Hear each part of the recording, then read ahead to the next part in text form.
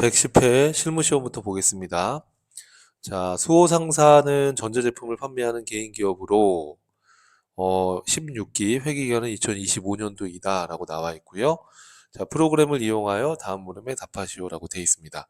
KLA 프로그램을 실행해서 자, 110회 수호상사로 들어가 주시면 되겠고요. 자, 문제 1번에 보니까 수호상사의 사업자 등록증이다. 자, 입력된 부분을 이제 고치는 문제이죠. 자, 그럼 첫 번째 사업자 등록증이 나와 있습니다. 자, 그러면 거래처 등록으로 가서 하나씩 여러분이 대조를 해보시면 되겠습니다. 자, 대부분 이제 문제가 나오는 게, 꼭 그런 건 아니지만, 뭐 이런 사업자 등록번호나 주로 이제 대표자 명이라든지 주로 이제 종목이나 업태, 그런 것들, 주소, 그리고 개업 연월일, 이런 것들이 주로 이제, 차이가, 수정하는 게 대부분이에요. 자, 그래서 여기 보시면은 지금 종목 부분을 보니까 전자제품이라고 되어 있는데 지금 여기에 문금이 자파로 되어 있어요. 그죠? 그럼 이거를 전자제품으로 고쳐주시면 되겠습니다. 그러니까 이제 문제를 푸시다 보면은 나오는 범위가 거의 한정돼 있어요. 그래서 이제 그거부터 먼저 확인해 보시면 되죠. 주로 이제 3개 정도 고치는 게 나오죠. 일반적으로. 자, 그 다음에 개업 연월일이 또 확인해 보니까 2010년 9월 14일로 되어 있는데 여기 개업 연월일이 2010년 1월 5일로 되어 있으니까 이거를 2010년도 9월 14일이죠. 9월 14일로 수정을 해주시면 되겠습니다. 자, 그 다음에 또 어떤 게 틀렸을까 찾아보시면 자, 대전세무서라고 되어 있는데 지금 프로그램 데이터는 관악세무서로 되어 있으시죠? 그리고 이제 누르셔가지고 대전으로 검색을 해주시면 되겠습니다. 대전세무서니까 대전으로 선택해 주시면 되겠죠. 자, 하실 수 있겠죠, 여러분? 자, 이렇게 해서 틀린 부분을 고쳐주시는 부분이다라고 보시면 되겠고요. 자, 그 다음 문제로 한번 가볼게요. 자, 그 다음에 문제 2번이네요. 자, 다음은 수호상사의 전기분 손익계산서이다. 입력되어 있는 자료를 검토해서 오류 부분은 정정하고 누락 부분은 추가 입력하라고 되어 있습니다. 자, 그래서 2024년도께 나와 있고요. 자, 그러면 전기분 손익계산서로 들어가서 이제 하나씩 대조해 보시면 되겠죠. 문제 지문하고. 자, 대조해 봤더니 급여 부분이 지금 2천만 원으로 입력이 되어 있는데 지금 문제 지문에서는 2,400으로 되어 있으니까 고쳐 주시면 되겠죠. 그래서 급여를 2,400으로 수정해 주시면 됩니다. 자, 그 다음에 또 찾아보셔야 되죠. 찾아보니까 복리후생비가 110만 원으로 제시가 됐는데 프로그램 데이터는 150으로 돼 있으시죠. 110만 원으로 수정을 해주시면 되겠습니다. 자, 그 다음에 또 뭐가 틀렸을까 찾아보면 자, 여기 지금 자비익이 영업의 수익이 없는데 프로그램에는 자비익이 들어가 있어요. 그쵸? 그럼 이건 F5번을 누르시면 이렇게 해당 라인을 삭제할 수 있습니다. 삭제해 주시는 게 맞겠죠? 자, 그 다음에 또 뭐가 있을까요? 보니까 자, 임대료 300만 원이라고 지금 되어 있는데 지금 여기 입력되어 있는 거에는 임대료가 없어요. 그럼 밑에다가 F2번 눌러서 임대료라고 추가로 입력을 해주시면 돼요. 임대료라는 영업의 수익으로 자, 그래서 금액은 300이다 라고 입력을 해주시면 되겠습니다. 아니면은 자비익을 임대료로 바꾸셔도 상관없어요. 네, 그래서 이렇게 수정을 했더니 당기순이익이 2,056만 원이 나왔습니다. 2,056만 원 맞는 거 확인하시고 넘어가시면 되겠습니다. 자, 그 다음 문제 3번으로 가볼게요. 자, 문제 3번의 1번은 다음 자료를 이용하여 기초정보관리의 거래처 등록 메뉴에서 금융기관을 추가로 등록해라. 주어진 자료 외에 다른 항목은 입력할 필요가 없다는 거. 자, 거래처 코드 나와 있고요. 98006, 그 다음에 거래처 명, 한경은행이라고 나와 있고, 이 은행과 관련된 보통 예금으로 지금 한경은행에 거래를 하고 있는 거예요. 그리고 계좌번호가 지금 나와 있고요. 그리고 사업용 계좌에 해당이 됩니다. 자, 그럼 이걸 보시고서 입력을 해주시면 되는 거죠. 자, 정기분 손익계산서는 닫을게요. 닫고, 자, 기초정보관리 안에 보시면 거래처 등록이 있습니다. 거래처 등록으로 들어가서 금융기관을 클릭하신 다음에 그 다음에 코드 번호는 문제에 보시면 98006번이죠. 자, 그 다음에 한경은행이라고 되어 있어요. 자, 그대로 입력을 해주시고요. 자, 그 다음에 유형은 보통예금이다 라고 나와 있으니까 보통예금으로 선택해 주시면 되겠고요. 계좌번호가 나와 있으시죠? 그럼 계좌번호가 1203 그리고 4562 다시도 이렇게 입력해 주셔야 됩니다. 자, 그리고 49735 49735 이렇게 해서 엔터 쳐주시면 되겠습니다. 그렇죠? 1203 4562 49735라고 입력해 주시고요. 그 다음에 예금의 종류 나와 있고 쭉 나와 있습니다. 자, 그리고 사업용 계좌라고 나와 있기 때문에 사업용 계좌에서 열을 선택해 주시면 되겠습니다. 자, 그래서 이런 문제는 이제 또 몇 번 해보시면은 또 여러분들이 크게 어렵지 않게 문제를 풀 수 있을 거라고 봅니다. 자, 그 다음 문제로 한번 넘어가 보시죠. 자, 그 다음 문제 2번입니다. 자, 수호 상사의 외상 매출금과 외상 매입금, 거래처별 초기 월, 채권 채무 잔액은 다음과 같다. 그래서 잘못 입력된 부분을 수정하거나 삭제하거나 추가로 입력하라라는 얘기입니다. 자, 그러면 자, 이걸 닫고 이제 어디로 들어가면 돼요? 거래처별 초기월로 들어가서 입력을 해주시면 되겠죠. 자, 그럼 외상 매출금을 선택해 주시면 자, 문제 보니까 믿음전자는 지금 1,500대 있는데 문제에서 보니까 얼마예요?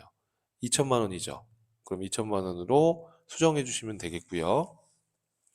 자, 그 다음에 또 뭐가 틀렸을까요? 자, 그 다음 리트 상사라고 되어 있는데 500. 자, 보니까 여기 리트 상사는 없고 뭐가 있어요, 여러분? 형제라고 500이 있네요. 그러면 이 리트 상사를 삭제한 다음에 형제라고 입력을 해도 되고 아니면 이 리트 상사를 형제라는 거래처 코드로 바꿔주셔도 상관없어요. 결과만 딱 들어가면 되는 거예요. 이렇게. 자, 그 다음에 또 뭐가 있을까요? 우진전자 1,000만 원이 있네요. 자, 우진전자 1,000만 원은 맞죠? 그러면 이렇게 해서 수정을 됐고, 그 다음에 이제 외상 매입금도 2,800이라고 되어 있어요. 자, 그래서 이렇게 거래처별 금액이 나와 있는데, 자, 외상 매입금에 보니까 중소상사가 1,200이에요. 자, 중소상사가 100이 돼 있네요. 그럼 1,200으로 수정해 주시면 되는 거예요. 자, 그 다음에 숭실상해 1,000만 원, 숭실상해 1,000만 원, 국보상사 600만 원. 이 금액은 맞죠? 그래서 지금 지금 차익이 나지 않습니다. 이렇게 해서 수정을 완료해 주시면 되겠습니다. 자, 그 다음 문제로 한번 들어가 볼게요. 그 다음 문제 4번은 일반 전표 입력 사항이죠. 자, 문제 4번의 1번입니다. 7월 16일 우화 상사에 상품을 300만 원 판매하기로 계약하고 계약금 60만 원을 보통예금으로 받았대요. 자, 상품을 하지 않았죠, 아직은. 그냥 계약금만 60만 원 보통예금으로 받은 겁니다.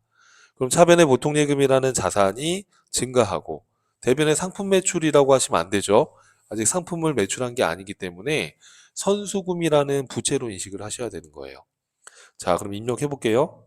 일반 전표 입력으로 들어가서 자, 날짜는 7월 16일인가요? 자, 7월 16일로 들어가 주시고요. 자, 그럼 이제 차변에 보통예금이 들어왔어요. 어디 은행이라고 나와 있진 않고요. 그리고 금액은 60만 원. 자, 그리고 대변에는 어떻게 하면 될까요? 선수금이라고 해주시면 되겠죠? 대변에는 선수금으로 분기를 해주시면 되겠습니다. 자, 선수금. 자, 거래처 코드는 우화상사라고 나와 있어요. 그래서 우화상사라고 걸어주시면 되겠습니다. 자, 이해되시죠, 여러분? 자, 다음 문제 풀어볼게요. 자, 그 다음 문제 한번 보겠습니다. 2번인데요.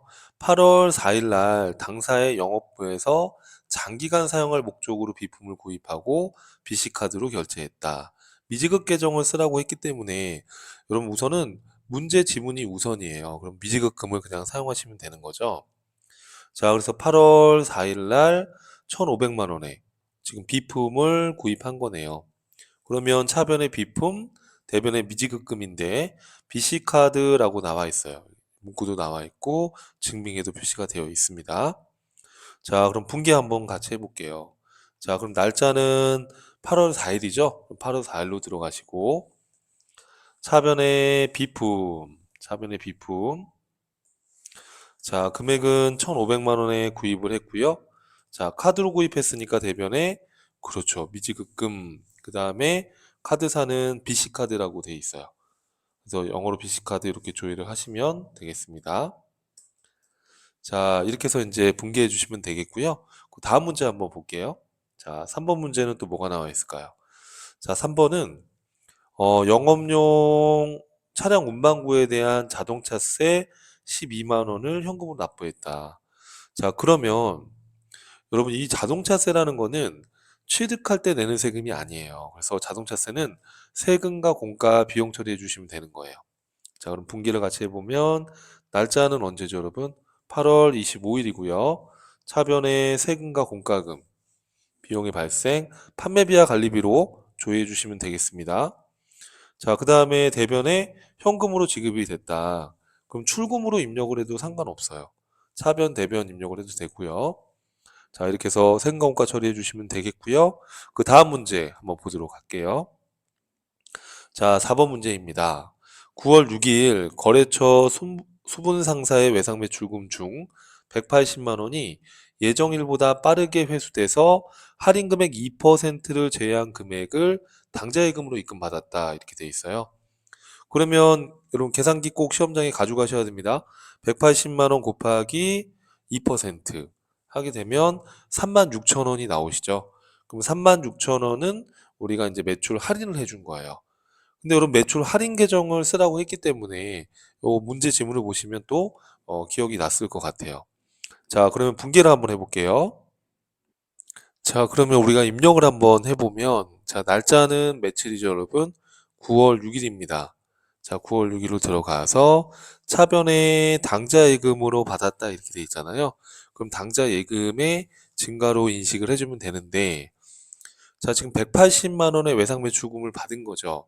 그런데 36,000원을 할인해 준 거예요. 그렇죠? 그러면은 180에서 36,000원을 빼면 176만 4천 원이 들어왔을 거예요.